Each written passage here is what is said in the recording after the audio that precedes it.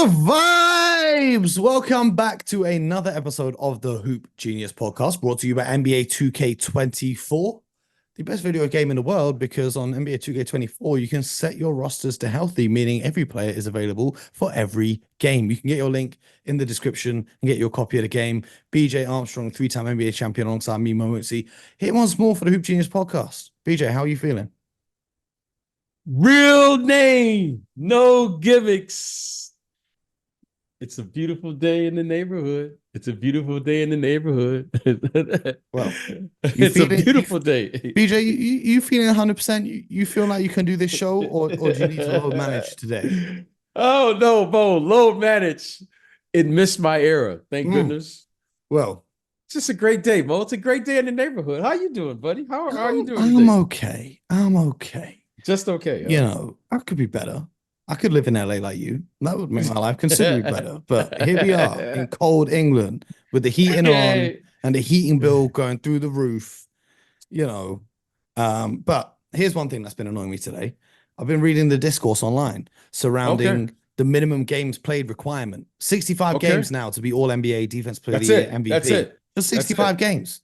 Just turn up for around 80% of your team's games, and you can be eligible for these awards. Now, Embiid obviously injured last night against the Golden State Warriors.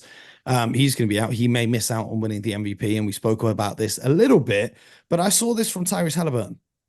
He said, it's a stupid rule. I think it's a stupid rule like many guys in the league, but this is what the owners want. So as players, we have to do our job and play in 65 games if we're able to. That's what I got to do. Take care of my body to be able to play those games, see other players in the league facing the same thing, as long as the owners are happy. Now, I have a few problems with what Mr. Haliburton said. Well, I have more than a few, but go ahead. Number one, he says, this is what the owners want. This is not what the owners want. This is what the fans want. The fans want to know if they buy a ticket to see you play basketball, that they will see you play basketball, not sit on the court side wearing the most ridiculous outfits known to man. Number one is what the fans want. The owners want it because they want the fans to keep buying tickets for the games. The owners want it because they want fans to keep tuning in to watch the games on TV. Because how do you get paid your millions of dollars? From the fans watching on TV, buying your jersey, buying your tickets. All the basketball-related income, that's where your paycheck comes from. That's my first problem. The second problem, he says, we have to do our job and play in 65 games if we're able to. Excuse me, your job is to play 82 games of NBA basketball. That's the contract you signed up for. Your job is not to play 65 games and then relax. BJ, we have a contract on this podcast. We have a wonderful sponsor, NBA 2K. And if we said to them, oh, you know what? I'm not feeling 100% today. We're only going to do 4 episodes this week instead of 5. Therefore, by the end of the year, we do 80% of our shows. Okay? We're doing 80%, and maybe we'll miss a few more, we'll be below 80%. Do you think that contract would still be valid? No, it wouldn't. If people have a job, do you think they can ring their boss and say, boss, I don't really feel like coming in today, but I'll come in 3 days a week, you know? And I'm not going to do the full 5 days, which is my job I sign up for. I'm going to do 3 days a week. Just, you know, I don't feel like it. Now, don't get me wrong. There are some guys, Embiid's got a valid injury. Haliburton, he's had an injury with his hamstring. It's valid. You're missing games. But all this complaining about having to play 65 games, there are millions of people in the world who would kill to have your job. And you're complaining because they're trying to make you play basketball. They're trying to make you play a game. This is the most ridiculous thing I've seen. Okay. Now, here's the thing, BJ. Here's the thing. I'll just take out my chewing gum because I'm just getting too. Listen, you are very fired up. Here's my problem. Okay. If your body is not built to play 82 games of regular season basketball, I have a very simple solution. Play less minutes. If you can't play 35 minutes a night, don't. Play 25 minutes a night and just play every game. But they won't do that because then they're not going to get their 30 points and 10 rebounds, or they're not going to get their 20 points and 20 assists. So the fact of the matter is these guys can't play 82 games. They just choose not to because they'd rather play a lot of minutes over here, and then 0 minutes over there. Just play less minutes. Put less strain on your body. It's okay. If you can't do all 82, and play high levels of minutes, it's cool. Even though we saw the players in the 90s, we saw the BJ Armstrongs of the world, we saw the Michael Jordans of the world, we saw the Gary Paytons of the world all go out there and play 82 games in a season. And now you guys are telling me that 65 games is, I quote, a stupid rule. This is, quite frankly, an embarrassment to the game of basketball, but more importantly, the things that the former players in the league have had to go through to put these guys in the positions they are today, where they can sign $200, $300 million contracts. In the NBA, BJ, even when you started playing in the NBA, when you came to the NBA, you were flying in economy. I am not an NBA player, but if I go on an economy flight, don't ask me to do anything when I come off the plane. You guys went out there and played NBA basketball. And I come off the plane, and if I'm not sitting in first class, I turn bougie now. If I'm not sitting in first class, no one's seeing me for the rest of the day. Okay? I ain't going to the gym. I ain't playing no basketball. I ain't sitting in coach with my legs all cramped up. I'm not even 7 foot tall. You're talking about players back in the day playing 82 games a season. They wearing Converse Cons. They're wearing Air Force Ones. You've got the best technology in your footwear. When you talk about players playing 82 games a season in the 90s, in the 80s, in the 70s, in this, you didn't have a masseuse. You didn't have all the chirotherapy and the compression things and and all this new technology that they've got for recovery. Now, everyone tells me players nowadays, they're more skilled and, they're better athletes. But if you're better athletes, why could the guys back in the day who had less of these benefits available to them get through an 82-game season? The NBA is so big now, and these guys sign contracts for hundreds of millions of dollars now.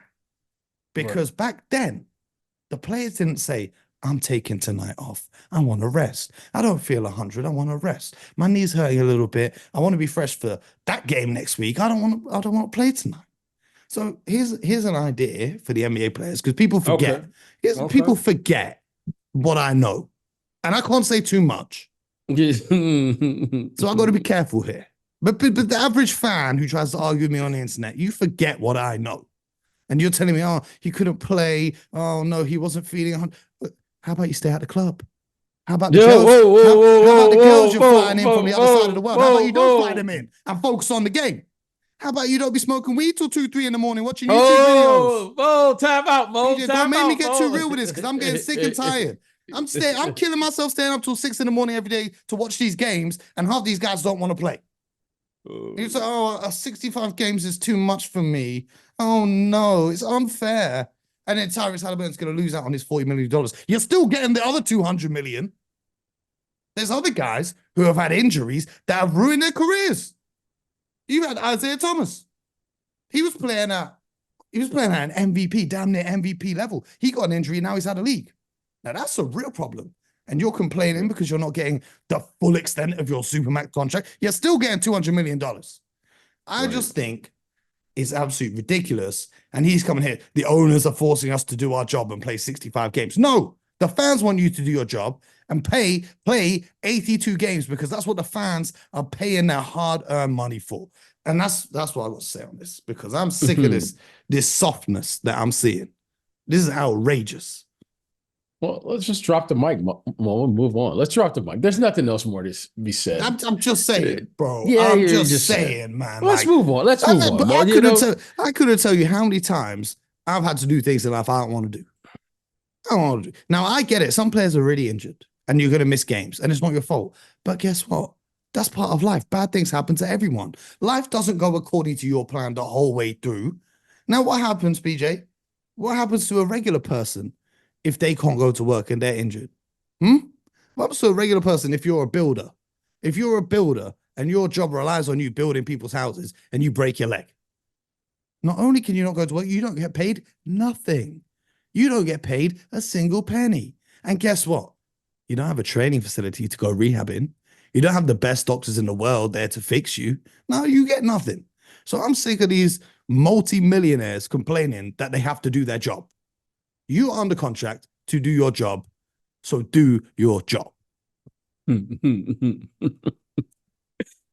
moving right along. Next on the agenda. I ain't got anything else to say today. That's what I wanted to say. Okay. I want to talk about the games, but I don't know who's going to be playing in them. Let's look at tonight's games. How do I know who's going to show up? How do I know 15 minutes before the game they're not going to change the injury report? Oh, no, he's not playing anymore. Oh, no, he's in his uniform doing the warm-ups, but he's not playing. But don't worry, he's going to be at the club till 5 tomorrow morning. Don't worry, guys. See, these guys forget what I know. They forget I know the real them. Oh, no, I'm injured. Oh, no. Shut up. I know you. I'm not saying Tyrese Haliburton, by the way. I'm just saying around the league. I'm just saying. Well, yeah, you're a little younger than me. I don't know, and I don't want to know. So, okay, what else is going on in the NBA world? What's going on? Lakers are having a meltdown. Lakers are having an absolute, and we spoke about this a bunch of times, but I feel like it's reaching almost a boiling point. And now people are talking about maybe the Lakers should think about trading LeBron. My thoughts on that are, does Rob Pelinka want to go down in history as the GM that traded LeBron James, the only one ever? And also, LeBron's in the final year of a contract, and he's 39 years old.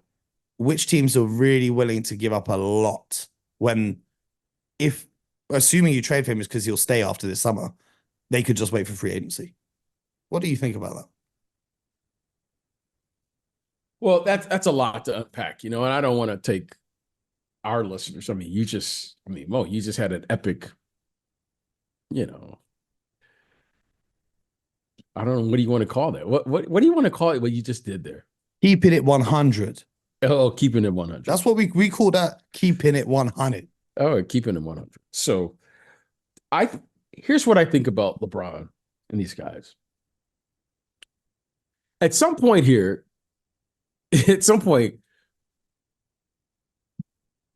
we have to say, what's our expectation with this group? Like, let's just get through the nonsense. What is our expectation with this group?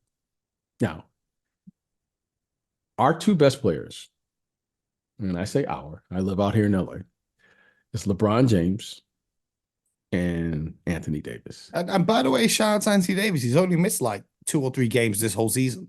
Okay. Including the in-season tournament. Shout out to him. Yes. Now, our two best players, clearly now, and here's what it is. No knock against anyone. Our two best players right now, consistently, they can't just put a team on their back and carry a team to a victory in the regular season. No, they can't consistently. Now, do they have their nights when they do it? Yes. At one point, LeBron James could literally put a team on his back during the regular season and carry that team and the postseason. Yes, that's what I'm saying. To 50 plus wins. He consistently could do that.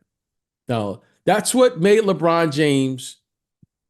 He could just carry you, the team, no matter who he had. He just carry guys. And then, he would carry them in the postseason. They get to the finals. Yeah, they would win. They would lose, da-da-da. But he could consistently do that. Now, Mo, he can't consistently do that. So then we go to the next thing by saying, well, he's averaging 25 and 10 and 8. Okay. Mo, you hear me say this all the time. What's your impact to winning? Can he get numbers? LeBron James understands the game of basketball. Make no doubt about this. This isn't a knock against LeBron. You've heard me say it, and I'm going to say it again. Just give me what you have at this stage. You got 25, 11, and 8. Bring me that, and then allow me to build a team to help you do what you can't do anymore, which is just carry us. Regardless of who we're playing. I said this after the game. I said, I was watching the Golden State Lakers game. I said this after the game. What a game. It was a terrific game. Lakers win the game in double overtime. I said after the game, I was talking to Coach Sir. You know Coach Sir, Coach Brendan Sir, friend of the show. I said, Coach, they're probably not going to win a game for the next few weeks. He said, why do you say that? I go, they just played a double overtime game, and those guys played 50-something minutes. There's no way they can recover. There's just Well, there's no way that you can play double overtime on the road, and then you had another games. I think they go on the East Coast, and then be able to recover, and then they lose. Mm-hmm. They lose Mm-hmm. by a massive amount.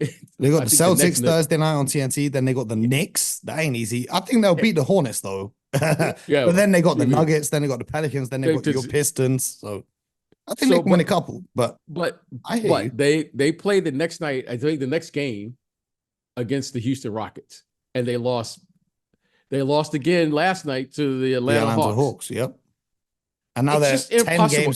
10 games under 500 on the road. And Mo, they're going on the East Coast. Mm-hmm. So I was like, there's no way for them to recover. Now, LeBron will still get his 25. Anthony Davis will get his 25. However, they can't carry the team to the win with the 25 like they once could. That's a big difference. So at some point here, they are going to have to come to the realization, like every other team, style of play, and actually the players they have will matter because their two best players can't just do what Jokic does now. Can't just do what Giannis does now. Can't just do what Jason Tatum does now. Jason Tatum just carries. He just carries you. Giannis just carries you. I mean, that's just what it is. Respectfully to LeBron, it's unfair to expect him to do that, but it's Anthony Davis that we're looking at. Like, come on, man. This is supposed to be your team now. No, it's okay. I'll say this. It's very rare do you see these type of guys. Mo, we're talking, Anthony Davis is very, very talented. He's very talented. We're talking about carrying someone and playing at the elite level in which we've come to expect, especially here in LA. No, his numbers are fantastic. But Mo, it's a different game when you're talking about carrying a team, carrying an organization, and winning. That comes with some added expectations, but more importantly, you got to do it. LeBron James has done that for the majority part of his career. He's 39 now. That's not happening anymore. He still puts up to 25. I can still work with this, Mo, but I just can't do it in the way that he once could. Mm-hmm. The key is, at one point, he didn't need any help. He could just do whatever. He could just do it night after night after night after night. Night after night.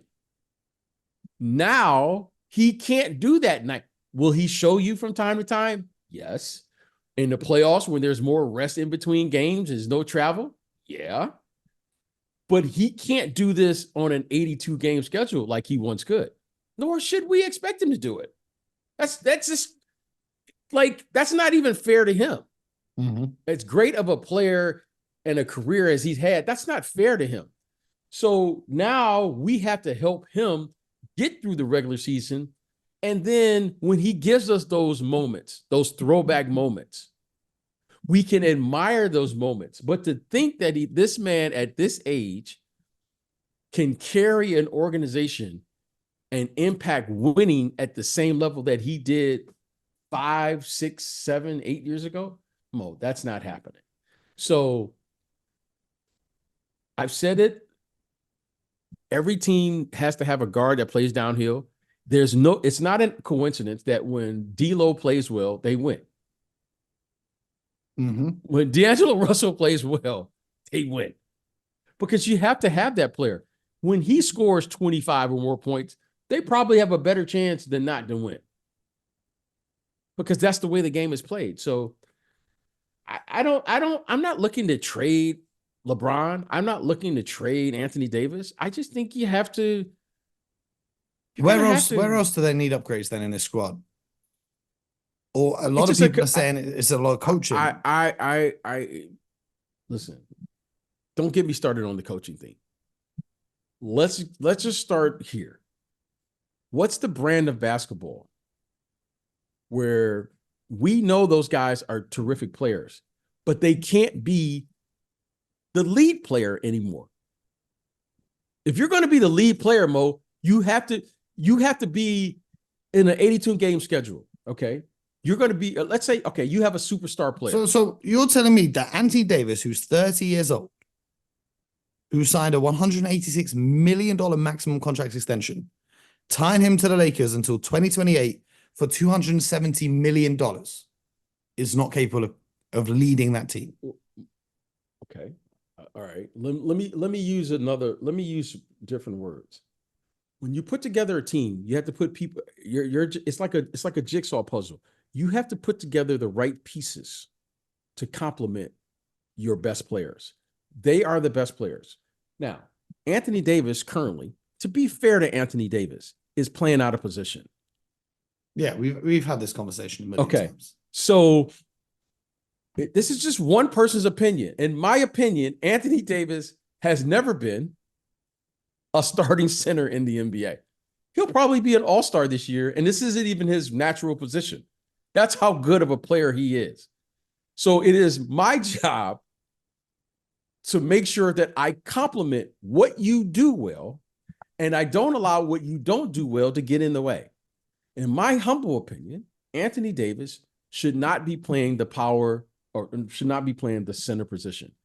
He is and will always be, in my opinion, a power forward. Can he play the center position by today's standard? Absolutely. Will he be one of the better centers in this league? He'll be an all-star, I think, this year. Mm-hmm. So clearly he can. However, if he's going to be this player with that level of expectation placed on his shoulders, let's put him at his natural position so that he can be the best version of himself. To me, that's my responsibility if I'm in the locker room working with Anthony Davis, because I look at this as a partnership.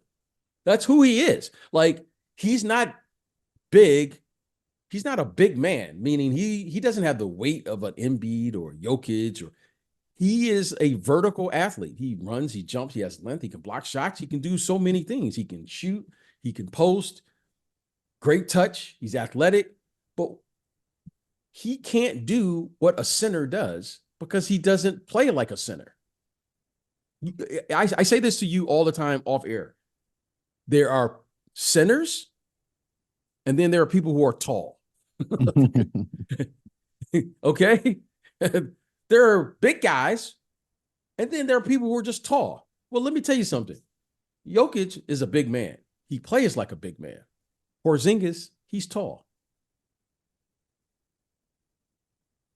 They both will have 25 points in a game. They both could easily have 10 plus rebounds in a game. They both can have 6 or more assists in a game. But one guy is a big man and one guy is tall. Mm-hmm. Anthony Davis is tall. So why am I asking him to do something, in my opinion, that he doesn't do naturally? Anthony Davis is not going to come into a game and say, hey, I'm going to control the paint. Mm-hmm. Now, he'll block your shot in the paint, but he doesn't control the paint. So why am I asking him to dominate? Because we're asking him to dominate. We're not asking him to be good. Why am I asking him to dominate Brook Lopez, Valanciunas, Jokic, Embiid? These guys are big men. Those are big men. Mm-hmm. Okay? Now, I want him to play against Porzingis. Why? Same body type. I want him to play against Giannis. Why? Same body type. I want him to play against power forwards. When you play the Lakers, would I rather have him, when you play against the Sacramento Kings, for instance, Sabonis is a big man. So would I rather have my best player play against Sabonis or Harrison Barnes? Mm-hmm. Easy decision. That's an easy decision. Now, is he capable of playing against Sabonis? Absolutely. But if I'm gonna hold him up to that standard of domination, like you just said, then let's put him in a position to dominate. That's my job. Some nights it might be to put him at the center position to dominate. Okay. So, but the other nights, I think he's at a disadvantage size-wise. So would I rather have him play against Kevin Durant, or would I rather have him play against what's the big guy, Nurkic? Mhm. I, I, I, I like the body type. Let him play against somebody who's the same. Why am I going to let Nurkic, 300 plus pounds, just leaned on him for 40 minutes plus? Why? Like, why? He doesn't have the physical stamina to withstand that. And then the next night, another big guy is coming to town. Valanciunas is just going to lay on him. And then another night, Brook Lopez is just going to push on him. And no, let's let him play against people who are his same size if we're expecting him to lead us. So that's my humble. So the Lakers need a 5, is what you're saying. I think the Lakers need a 5. But I've been saying that since the beginning. Why? And I'm going to tell you why. I think the Lakers with a 5 helps everybody out. Because if they get an anchor on their defense, like one of the best anchors, and you always laugh every time I use this guy, but Rudy Gobert can anchor a defense. Oh, absolutely. I mean, all jokes aside, like I know you know, we joke. I laugh at Rudy. I don't laugh at what he can do defensively. That's no joke. Rudy as a center in this league, he anchors a defense. Like when you play with the center, it gives you so much more confidence to play on the perimeter because you know that guy has your back there. If you let Anthony Davis roam, when they won their championship, they had 2 anchors, JaVale McGee and Dwight Howard. Guarding Jokic in that conference finals. And then Anthony Davis just roams. Now he's just instead you saw what happened in the conference finals this year. This time. He just let it, if you let him roam around, because he's like some type of hybrid player. He's like, well, he's 7 feet, he's a 7-footer, but he's not really. You know, he doesn't play like a 7-footer. He's no power player. He's a finesse kind of guy. He's quick. He just kind of he blocks a few shots. He shoots a fadeaway. He shoots a 3. He runs the court. He does like a little bit of everything. If you just let him roam around, oh man, he's phenomenal. But if you ask him to just do one thing, then all of a sudden what he doesn't do well shows up. I think if the Lakers get a center who could just anchor, I'm going to take care of all the hard fouls. I'm going to take care of all the pushing. I'm going to take care every time somebody gets backdoor. I'll be there to show up to take the hard foul. I don't have to worry about shots. And I just let Anthony Davis roam around. I think that would be the most beneficial thing to their team. I think it would be so because Anthony Davis has so much of a responsibility to not only be an offensive player, but he's got to anchor their team. Like, well, that's an exceptional thing to do. It's not many people that can actually anchor a defense and be the first option or the second option on the offensive end. Like, that's a very, very, very hard thing to do. Very rarely do you see someone have the capability to do that. But I think if they could do that, I think it's a huge thing for them, because now Anthony Davis doesn't have to go into the game and worry about, you know, he doesn't have to play against like I was watching Golden State, and I was watching Golden State in Philadelphia, and I was thinking to myself, you know what? Draymond can anchor a defense. Hell yeah. Hell yeah. And I watched him against Jokic. I mean, not in Jokic, Embiid. I watched him against Embiid. And I thought to myself, he's got that low center of gravity. He's strong as hell. He's got the long arms to make up for what he lacks in height.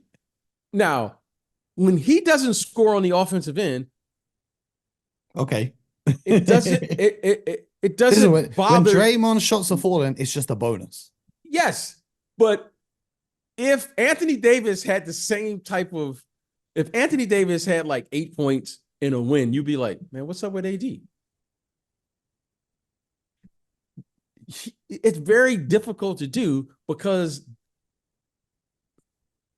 it's really hard to do that when you got to take that level of responsibility, because you're playing every possession of the game. There's no time off during the course of the game. Like sometime, Mo, you know, in my opinion, most good players, if you're going to take a play off, not that you're taking a play off, you rest on the offensive end.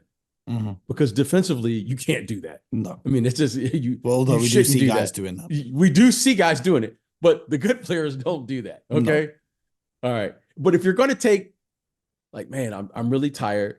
I'm guarding. I'm really tired. I played 65 games in the regular season. It exhausted me. So I'm just going to take this offensive possession. I'm going to go in the corner and I'm just going to be a decoy. Okay. Like your players respect that. Your coaches will respect that because you're going to give the effort on the other end because we know how valuable that is. Anthony Davis he doesn't have any time off because he's got to be the best player on the offensive end because he's one of the guys that everyone else is playing off of. They play the offense through him. Then on the defensive end, he has to guard his guy, the best interior player for sure, because they're a little team, right? And then, by the way, he's got to block all the shots and cover for everyone else if you get beat. That's just too much. That's too much responsibility. But if they can get someone else to do that, I think Anthony Davis would be the beneficiary more than any other player. And then suddenly now you'll see him doing things where he would really be in that, I think, MVP category, like a Giannis. Like Giannis doesn't have to do that anymore. And he was Defensive Player of the Year one year because Brooke does all of the dirty work now. You know what I mean? Does that make sense, Mo? Yeah. So I if I were the Lakers, I would try that before blowing up the team because I think they have a decent team. I think they have put it like this. I think they have a team that potentially could beat anybody. So let me ask you this, because everyone talks about, did you see the game against the Hawks? The Hawks fans were chanting at D'Angelo Russell saying, "We don't want you," which I thought was a bit funny. But everyone talks about Dejounte Murray. Do you think Clint Capela is the player on the Hawks that they should be looking at? Clint Capela would be, you talking about the Lakers? Yes. At Clint Capela, yes. A player like that. Well, let's wait and find out. They've got 2 weeks to figure this out. LeBron already tweeted out the hourglass emoji, meaning time's ticking. I don't know whether that's for the front office or for the coach, but I think they ain't got long. Listen, something's got to change. I will say this. Well, this is one thing has to change. One thing has to change, and you know what I'm about to say. You have to shore up your defense, and they have to figure out how they're going to defend and then play from their defense. I think D'Angelo Russell is good enough. I really do. I really think if I'm then I'm going to get Bogdanovic and Capela. I don't know how I'm going to make the salaries work, but that's 2 guys I want because Bogdanovic, he's having an unbelievable year, and Clint Capela can do everything we just talked about. But you're going to have to give up something to get those two. I don't know what. So you're going to give up. I don't know. You got to give up Austin Reeves for sure. Yes, and you got to give up. I'm more than comfortable giving up Austin Reeves. Yeah, and that's okay. However, and Rui Hachimura. Okay, that's fine. Give those guys up. However, in my opinion, the kid Austin Reeves has provided he's most valuable as a ball handler. Providing as a secondary ball handler. No defense. It's okay. Most guys, the one thing Austin Reeves has shown the ability. He is a very valuable rotational player. Now, I'm asking Austin Reeves now to be a starter. These guys are so good at that position. There's a huge difference from playing against Haliburton, Jalen Brunson, Damian Lillard, Ja Morant, Steph Curry. You're guarding those guys to the guys that's coming off the bench. I'm asking Austin Reeves to guard the elite players in this league on a consistent basis without an anchor on the defensive end. That's an impossible task. I don't care who you are. You're not guarding these guys, okay, without help and certainly without an anchor. Now, everyone's not Marcus Smart and everyone's not Drew Holiday. Marcus Smart spoils us because you see him do it, you go, well, he did it. Why can't you do it? Drew Holiday can do it. Why can't stay in front of this guy? You try staying in front of Jamal Murray. That's not happening. These guys got counter to the counter, okay? And the way they handle the ball. Try standing in front of Kyrie Irving. That's not happening. So, in fairness to him, they're going to have to shore that up. That's why I think Clint Capela, okay? I think a center like that would be of great value to their team defense. And if they could figure that out, I would like to see how it affects their team. Because I really think their team, as is good enough. I really do. I thought they had a nice offseason. I really did. And I know it hasn't panned Christian out. Wood ain't worked out. Jackson Hayes ain't quite worked out. So I thought it was funny. Did you see the remarks? They call him he gets buckets. That's what they call. So they were asking, I think it was LeBron. They were asking about Christian Wood. And he said, I'm paraphrasing now. He said, Christian only cares about one thing, getting buckets. And everyone starts he must laughing. listen to the pod. And then everyone starts laughing. And then Christian Wood says, well, at least they know. And I thought, hey, I respect it. I respect it, man. I respect it. Listen, I respect it too. Shout out to Christian Wood then. Make sure you guys subscribe. YouTube, Spotify, Apple, wherever you get your podcasts. Get your questions into the Discord because BJ and I will be answering them on Friday's episode. And most importantly, unlike Christian Wood, make sure you get buckets.